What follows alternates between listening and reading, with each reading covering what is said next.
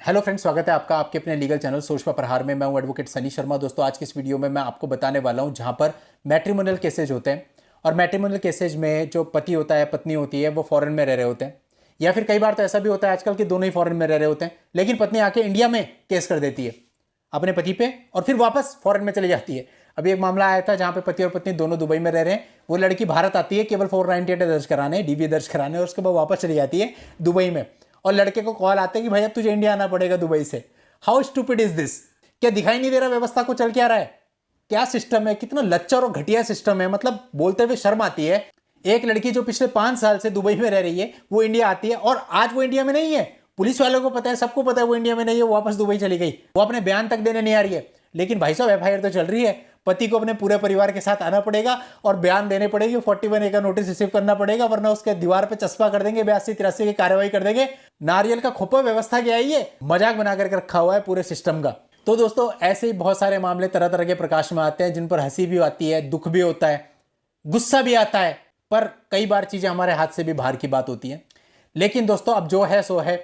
अब आज का जो मैं वीडियो बताने वाला हूं, इसमें देखो कई बार ऐसा होता है कि हमारे पास फॉरेन जजमेंट होता है कोई। अब वो फॉरेन जजमेंट कई बार इंडिया में माना जाता है, कई बार नहीं माना जाता। हमारे कई मामले ऐसे रहे। एक मामला था जहां पर कुवैत में जजमेंट हुआ था डाइवोर्स का, और वो इंडिया में माना गया। लेकिन ऐसे कई सारे और भी जजमेंट हैं जहां पे दूसरी कंट्रीज में हुए, उनको इंडिया में नहीं माना गया। तो इस पर थोड़ा सा वो बना रहता है और क्लियर पिक्चर नहीं मिल पाती है। यहाँ पर एक मामला है जहां पर 2011 में दोनों पक्षकारों की शादी हुई थी।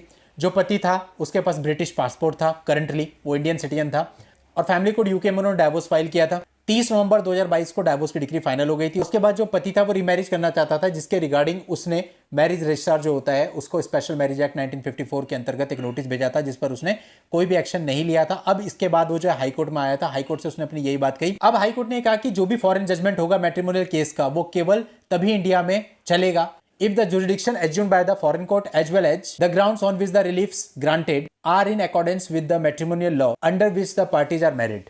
और यहां पर ये एविडेंस से क्लियर है कि जो पिटिशनर है और जो उसकी डाइवोर्स वाइफ है, दोनों ने इफेक्टिवली और इंटेंशनली और वॉल्यूंटरीली कंसेंट दिया है यूके में डाइवोर्स लेने के लिए, और उन दोनों का एक दूसरे को डाइवोर्स देने के लिए कंसेंट था। ऐसे में वो जो निर्णय है उसको यहां पर माना जाएगा, और वो जो मैरिज रजिस्ट्रार है उसको आदेशित किया गया कि उसके नोटिस का संज्ञान ले और उस पर कार्रवाई करे। तो इस तरह से जो फॉरेन जजमेंट होते हैं वो इन शर्तों के साथ में इंडिया के अंतर्गत एप्लीकेबल होते हैं, इंडिया के अंदर माने जाते हैं, परमिसिबल होते हैं।